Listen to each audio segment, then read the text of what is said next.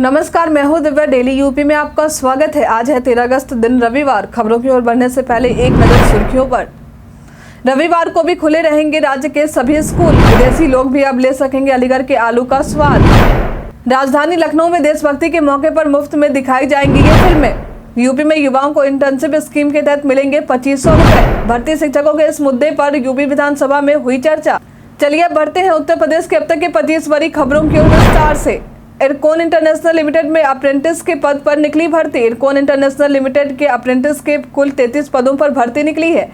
इसके लिए यदि शैक्षणिक योग्यता की बात करें तो इंजीनियरिंग या प्रौद्योगिकी स्ट्रीम में ग्रेजुएट होना या डिप्लोमा होना अनिवार्य है। वहीं उम्र सीमा की बात करें तो 18 वर्ष से लेकर 30 वर्ष तक इसकी उम्र सीमा निर्धारित की गई है। इच्छुक अभ्यर्थी इसके आधिकारिक वेबसाइट www.ircon.org पर आवेदन कर सकते हैं। आवेदन करने के लिए कोई शुल्क नहीं लगेंगे। फॉर्म भरने की अंतिम तारीख 16 अगस्त 2023 है। इस पद के लिए सिलेक्शन मेरिट के आधार पर किए जाएंगे। वही सैलरी 8,000 रुपए से लेकर 10,000 रुपए तक मिलेगी। उत्तर प्रदेश पर्यटन में आज हम जानेंगे भृगु मंदिर के बारे में। यह मंदिर उत्तर प्रदेश के बलिया जिले में स्थित है। इस जिले का यह सबसे प्राचीन मंदिर है। प्राचीन काल में यह मंदिर महर्षि भृगु का आश्रम हुआ करता था। इसी जगह से उन्होंने भृगु संहिता की रचना की थी। यहाँ ऐसी मान्यता प्रचलित है कि भृगु मुनि ने विष्णु को लात मारा था तो उसी के प्रायश्चित के लिए यहाँ और उन्होंने तपस्या की थी। अक्सर दूर दूर से श्रद्धालु इस मंदिर के दर्शन के लिए आते हैं। यहाँ पर आयोजित होने वाला दादरी मेला भृगु मुनि के ही सम्मान में आयोजित किया जाता है। रविवार को भी खुले रहेंगे राज्य के सभी स्कूल। पूरे प्रदेश में आजादी के अमृत महोत्सव के तहत हर घर तिरंगा और मेरी माटी मेरा देश का कार्यक्रम चलाया जा रहा। इसी कार्यक्रम के तहत बेसिक और माध्यमिक विद्यालयों में भी कई तरह के आयोजन आयोजित होंगे। इसी को लेकर महानिदेशक स्कूल शिक्षा विजय किरण आनंद द्वारा कहा गया है कि रविवार को स्कूल खुलेंगे और विभिन्न आयोजन होंगे। इस दिन बच्चों के लिए मिड डे मील भी बनेगा, जिसके लिए आवश्यक दिशा निर्देश भी जारी किए जा चुके हैं। इसी दिन स्कूल के सभी शिक्षकों, प्रधानाध्यापक और बच्चों को भी स्कूल आना जरूरी होगा। बता दें कि मेरी माटी मेरा देश कार्यक्रम को लेकर 9 से 15 अगस्त तक जो कार्यक्रम चलाया जा रहा है, इसी के तहत रविवार को भी स्कूल खोलने का फैसला लिया गया है। यूपी में युवाओं को इंटर्नशिप स्कीम के तहत मिलेंगे 2500 रुपए। बेरोजगार युवाओं के लिए उत्तर प्रदेश सरकार अक्सर कई योजनाएं चलाती रहती है। अब इसी के तहत योगी सरकार एक और ऐसी स्कीम लेकर आई है जहां युवाओं को काम सीखने के साथ ही 2500 रुपए स्टाइपेंड के तौर पर हर महीने दिए जाएंगे। 10वीं 12वीं और ग्रेजुएशन करने वाले युवाओं को इस स्कीम के तहत अनेकों क्षेत्रों के नौकरियों से जोड़ा जाएगा। इस योजना का नाम यूपी इंटर्नशिप स्कीम है। यहाँ 20% सीट लड़कियों के लिए आरक्षित रखा जाएगा। बता दें कि युवाओं के लिए नौकरी सुनिश्चित करना ही इस योजना का उद्देश्य है।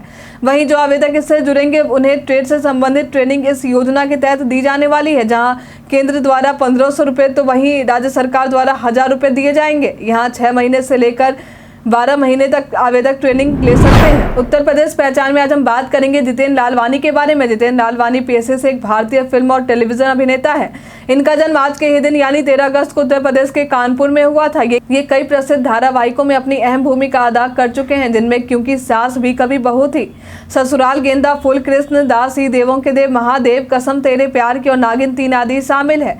जितेंद्र कई फिल्मों में भी काम कर चुके, जिनमें 2007 में आई फिल्म प्यार करे this feel the power of love, वहीं 2017 में आई फिल्म हाफ गर्लफ्रेंड शामिल है। इन्होंने कई पुरस्कार भी अपने नाम किए, जिनमें लायन गोल्ड अवार्ड शामिल है। विदेशी लोग भी अब ले सकेंगे अलीगढ़ के आलू का स्वाद। अलीगढ़ जनपद से अब कुफरी बहार प्रजाति के आलू को अब दक्षिणी अमेरिका की गुयाना देश में भी एक्सपोर्ट किया जाएगा।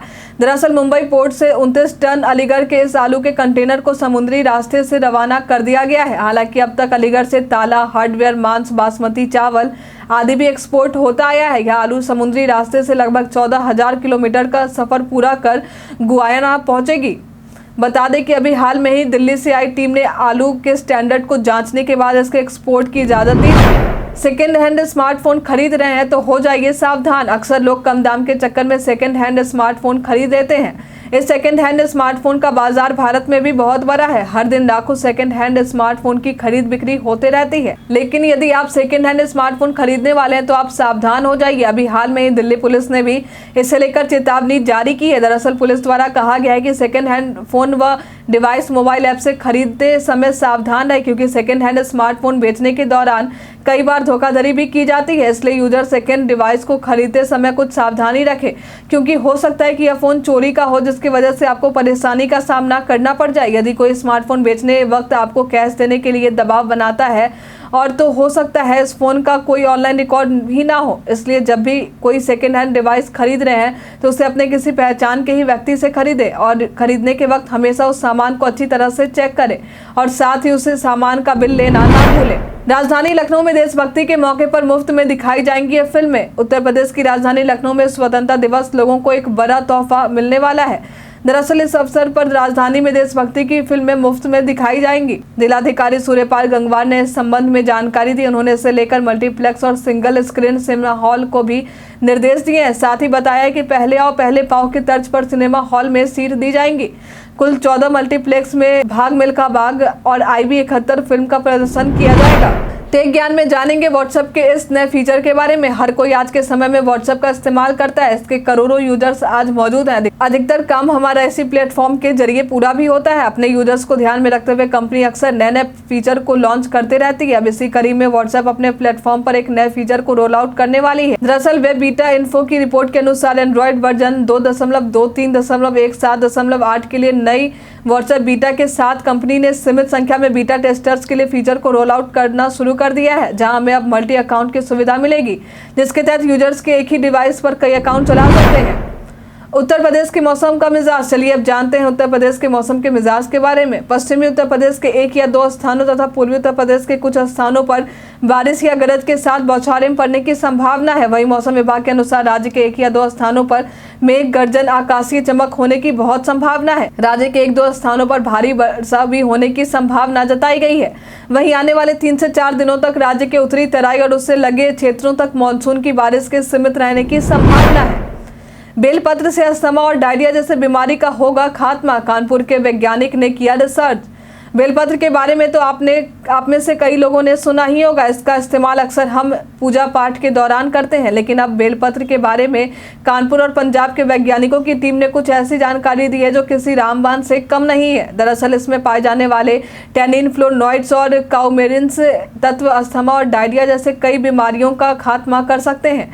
यह तत्व बेल के फल, फूल, तना और जड़ में पाए जाते हैं। बता दें कि कानपुर के डॉक्टर सौरभ मिश्रा और पंजाब की डॉक्टर शैलजा ने देश के 3 प्रयोगशालाओं में रिसर्च से संबंधित कई रिपोर्ट तैयार की। उन्होंने कहा है कि रिसर्च में पता चला है कि बेलपत्र ही नहीं, पूरा बेल वृक्ष ही औषधियों से भरा हुआ है। इन तत्वों का चूर्ण रस अर्क के रूप में 10 महीने से अलीगढ़, नोएडा, पंजाब और कानपुर में क्लिनिकल ट्रायल हो रहा है। यूपी में अब लागू होगा लिफ्ट को लेकर कानून। अभी हाल में ही राज्य में लिफ्ट को लेकर कानून बनाने को लेकर चर्चा की जा रही थी। अब इसी को लेकर यूपी सरकार ने सदन में बयान दिया। इसमें कहा गया है कि लिफ्ट और एक्सीलेटर अधिनियम लागू किया जाएगा, जिसको लेकर कार्रवाई चल रही है। वहीं नोएडा विधायक पंकज सिंह द्वारा सदन में बताया गया है कि गौतम बुद्ध में बहुमंजिला आवासीय भवनों, वाणिज्यिक संस्थागत भवनों और शॉपिंग कॉम्प्लेक्सों की संख्या अधिक है। यहाँ पर लिफ्ट और एक्सीलेटर की संख्या में भी वृद्धि हुई है, लेकिन इनमें मानकों की अनदेखी के कारण आए दिन हादसे होते हैं, जिस वजह से कई लोगों की मौत भी हो चुकी है। इन घटनाओं को लेकर लोगों में भय व्याप्त है, जिसके चलते वर्तमान में लिफ्ट और एक्सीलेटर एक्ट लागू करने की अत्यधिक आवश्यकता है। बता दें कि यदि वाकई लिफ्ट का कानून लागू हो जाता है तो राज्य में नोएडा और गाजियाबाद समेत कई महानगरों के लिए यह अच्छी खबर होगी। यूपी के हर जिले में अब साइबर अपराधियों पर लगेगा अंकुश। साइबर अपराधी दिन प्रतिदिन अपना पांव पसारते नजर आ रहे हैं। अब इसी पर अंकुश लगाने के लिए सरकार ने एक बड़ा कदम उठाया है। इसके तहत राज्य के अब हर जिले से नेशनल साइबर क्राइम पोर्टल की निगरानी की जाएगी। इसके लिए प्रत्येक जिले में पुलिस कर्मियों को भी साइबर जगत की जानकारी रखने के लिए प्रशिक्षित किया जाएगा। केंद्रीय गृह मंत्रालय के दिशा निर्देशों के अनुसार जिला स्तर पर NCRP का संचालन व पर्यवेक्षण किए जाने के लिए भी दक्ष पुलिस कर्मियों की तैनाती की जाएगी। उत्तर प्रदेश के इन 2 गांवों पर गंगा के कारण अस्तित्व खत्म होने का मंडरा रहा खतरा। अभी हरिद्वार बिजनौर से 5 लाख क्यूसेक, वहीं गंगा में नरौरा से 2 लाख क्यूसेक पानी छोड़े गए हैं। अब यह पानी लोगों के लिए परेशानी का सबब बन चुका है। दरअसल गंगा के तट पर बसे गाँव बरौना और बमन पूरा डूबने के कगार पर आ चुके हैं। लोगों में इसे लेकर काफी दहशत भी बना हुआ है। बता दें कि बरौना गांव पटियाली तहसील में है। आम दिनों में यहां से काफी दूर ही गंगा का बहाव होता है, लेकिन अब हालात ऐसे हो गए हैं कि गंगा का बहाव गांव से हो रहा है।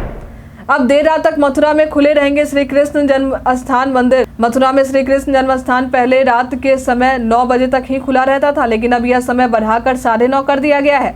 अब श्रद्धालु रात 9:30 बजे तक भी मंदिर में प्रवेश कर सकेंगे। इसके साथ ही अब 15.5 करोड़ रुपए की लागत से लाइट एंड साउंड शो के सिस्टम को भी लगाया जाएगा। ऐसे में श्रद्धालु इसका भी आनंद ले सकेंगे। हालांकि यह शो पहले भी आयोजित होता था, लेकिन प्रवेश करने का समय रात के समय 9 बजे तक ही रहता था, जिसके कारण लोग पूरी तरह से शो का आनंद नहीं उठा पाते थे। लेकिन समय बढ़ाए जाने पर अब श्रद्धालुओं को इससे परेशानी का सामना नहीं करना पड़ेगा।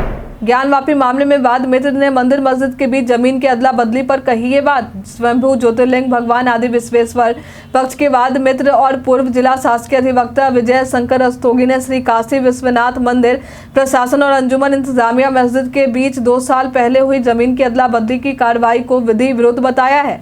साथ ही इसे लेकर प्रधानमंत्री, गृह मंत्री, उत्तर प्रदेश मुख्यमंत्री, आयुक्त व जिलाधिकारी वाराणसी को पत्र लिखा है। पत्र लिख उन्होंने जिला व मंदिर प्रशासन की रिपोर्ट निरस्त करते हुए आवश्यक कार्रवाई की मांग की है। इससे पहले भी उन्होंने पत्र लिखा था, जहां यह मांग करते हुए कहा था कि सुन्नी सेंट्रल वक्फ बोर्ड की तरफ से मिले अधिकार के आधार पर अंजुमन इंतजामिया मस्जिद ने एक्सचेंज डीड के माध्यम से जमीन की अदला बदली की है। वास्तव में यह एक्सचेंज डीड वक्फ एक्ट 1995 के सेक्शन 104 के तहत शून्य है। वक्फ की किसी भी संपत्ति को एक्सचेंज करने का अधिकार नहीं है। यदि किया भी जाता है तो उसे शून्य माना जाएगा। भर्ती शिक्षकों के इस मुद्दे पर यूपी विधानसभा में हुई चर्चा। विधानसभा में परिषदीय विद्यालयों में हुई 59,000 शिक्षकों की भर्ती में आरक्षण और भर्ती परीक्षा में शामिल हुए 2,249 अभ्यर्थियों को हाई कोर्ट के आदेश के बाद भी 1 अंक नहीं दिए जाने को लेकर विपक्ष ने इस मुद्दे को उठाया है। इस मुद्दे पर जवाब देते हुए बेसिक शिक्षा मंत्री संदीप सिंह द्वारा कहा गया है कि यह प्रकरण न्यायालय में लंबित है। जब तक न्यायालय की तरफ से निर्देश नहीं दिया जाएगा, इस पर कार्रवाई संभव नहीं है। साथ ही संसदीय कार्य मंत्री सुरेश खन्ना ने भी आश्वासन दिया है कि इस मामले पर महाधिवक्ता से विधिक राय ली जाएगी। आगरा में नौकरी के नाम पर ठगी का मामला आया सामने। आए दिन घर बैठे पैसे कमाई या नौकरी के नाम पर ठगी के मामले हमारे सामने आते रहते हैं। अब कुछ ऐसा ही मामला अब आगरा से भी हमारे सामने आया है, जहां नौकरी के नाम पर लोगों से ठगी करने वाले साथी को पुलिस ने अपने गिरफ्त में ले लिया। पुलिस ने इन आरोपियों के खिलाफ FIR दर्ज कर ली, इन्हें जेल भेज दिया गया है और इस मामले की जांच की जा रही। इन आरोपियों के पास से कई सिम कार्ड और डोंगल भी बरामद किए गए हैं। दरअसल संजय प्लेस में अपने एक फर्जी कंपनी को शुभम आडवाणी नाम के एक शख्स संचालित कर रहा था। यहाँ नौकरी के नाम पर लोगों के इंटरव्यू लिए जाते थे। साथ ही नौकरी के नाम पर लोगों को फर्जी अपॉइंटमेंट लेटर भी मिलते थे व नौकरी के बदले रुपए लिए जाते थे। पुलिस के अनुसार इनका पुराना क्राइम रिकॉर्ड रहा है। साथ ही अब तक ये आरोपी लोगों से नौकरी के नाम पर कई बार ठगी कर चुके हैं। रामलला की प्राण प्रतिष्ठा में शामिल होंगे देश भर के 5,000 संत महंत। आए दिन अयोध्या में बन रहे राम मंदिर को लेकर कोई ना कोई नई खबर सामने आती रहती है। अब इसी कड़ी में मंदिर के कुछ नई तस्वीरें सामने आई है, जहां पता चला है कि 5 मंडपों की नक्काशी का काम मंदिर के ग्राउंड फ्लोर पर पूरा हो चुका है। साथ ही फर्श का काम भी अभी जारी है। मिली जानकारी के अनुसार मंदिर से संबंधित अधिकतर निर्माण कार्यों को अक्टूबर के महीने तक फाइनल टच मिल जाएगा। वहीं देश भर से 5,000 संत व महंत मंदिर के प्राण प्रतिष्ठान कार्यक्रम में शामिल होने वाले हैं। फिल्म प्रमोशन के लिए लखनऊ पहुंचे आयुष्मान खुराना और अनन्या पांडे। आयुष्मान खुराना और अनन्या पांडे अपने फिल्म ड्रीम गर्ल 2 के प्रमोशन के लिए लखनऊ आए। इस दौरान उन्होंने फिल्म पर चर्चा करते हुए कहा कि फिल्म में एक बाबरी लड़की का रोल है। वहीं अनन्या ने कहा है कि लखनऊ के लोग, यहाँ का खाना और यहाँ के लोगों का मुस्कुराना अच्छा लगा। बता दें कि सिनेमा घरों में यह फिल्म 25 अगस्त को रिलीज होने वाली है। वहीं दोनों ने लोगों को से आग्रह किया है कि फिल्म बड़ा ही मजेदार है। यदि आप इसे देखेंगे तो बड़ा ही मजा आएगा। उत्तर प्रदेश विधानसभा के नियमावली में हुआ बदलाव, इन चीजों पर लगा प्रतिबंध। उत्तर प्रदेश विधानसभा की प्रक्रिया तथा कार्य संचालन नियमावली 1958 को अब उत्तर प्रदेश विधानसभा की प्रक्रिया और कार्य संचालन नियमावली 2023 के नाम से जाना जाएगा। बता दें कि इस बात की जानकारी विधानसभा अध्यक्ष सतीश महाना की तरफ से दी गई है। मिली जानकारी के अनुसार इस नियमावली के तहत सदस्यों को अब विधानसभा में मोबाइल ले जाने, झंडे, प्रतीक या कोई भी वस्तु प्रदर्शित करने पर प्रतिबंध रहेगा। साथ ही सदन के कामकाज के संचालन की प्रक्रिया को सरल बनाया गया है। पटना एम्स के तर्ज पर अब लखनऊ लोहिया में भी मिलेंगी सस्ती दवाएं। पटना एम्स के तर्ज पर अब मरीजों को सस्ती दवा लखनऊ के लोहिया संस्थान में भी दिया जाएगा। दरअसल पटना एम्स की तरह ही संस्थान के हॉस्पिटल रिवॉल्विंग फंड के मेडिकल स्टोर को विकसित करने की खबर सामने आई है, जिसके लिए पटना एम्स के HRF की इस व्यवस्था का संस्थान के डॉक्टरों की टीम द्वारा व्यवस्था का जायजा लिया गया है। बता दें कि लगभग 3,000 तक मरीज लोहिया संस्थान में हर रोज आ रहे हैं। 800 से भी अधिक बेड संस्थान में मौजूद है, जिस वजह से अधिकतर बेड भरा रहता है। सर्जिकल सामान और सस्ती दरों पर संस्थान में दवा मरीजों को मुहैया कराए जाएंगे। बता दें कि इसके लिए लगभग HRF के 12 मेडिकल स्टोर का संचालन किया जा रहा, जहाँ बाजार के मुकाबले 30 से 40% के कम कीमत पर दवाएं मुहैया कराई जा रही। चेतावनी के निशान से नीचे पहुंची गंगा नदी। उत्तर प्रदेश में लगातार बारिश को लेकर अब गंगा का जलस्तर बढ़ता दिखाई दे रहा था। बढ़ते जलस्तर को लेकर लोगों को अलर्ट भी किया जा रहा था। साथ ही नदी किनारे रह रहे लोगों को सतर्क रहने की चेतावनी दी जा रही थी। दरअसल चेतावनी निशान से ऊपर हरिद्वार में गंगा बह रही थी। इस वजह से उत्तर प्रदेश के सिंचाई विभाग के अधिकारियों ने भी उपखंड गंग नहर में जल की निकासी बंद कर दी है। बंद होने के बाद हर की पैरी में पानी कम हो गया। हालांकि फिलहाल चेतावनी के निशान से नीचे है। कई कारणों से भारत के इतिहास में आज की तारीख है बेहद खास। साल 1784 में भारत में प्रशासनिक सुधारों के लिए पिट्स इंडिया विधेयक ब्रिटिश संसद में पेश हुआ। इसी वर्ष ब्रिटिश संसद ईस्ट इंडिया कंपनी अधिनियम 1784 को स्वीकार किया, जो भारत में ईस्ट इंडिया कंपनी के शासन को ब्रिटिश सरकार के नियंत्रण ला सकता था। वहीं वर्ष 1951 में भारत में निर्मित पहले विमान हिंदुस्तान ट्रेनर 2 ने पहली उड़ान भरी। आज के ही दिन अंतर्राष्ट्रीय स्तर पर विश्व अंगदान दिवस मनाते हैं। आज के दिन ही वर्ष 1848 में भारतीय इतिहासकार उमेश चंद्र दत्त का जन्म हुआ था। आज के दिन ही वर्ष 1963 में भारतीय अभिनेत्री श्रीदेवी का जन्म हुआ था।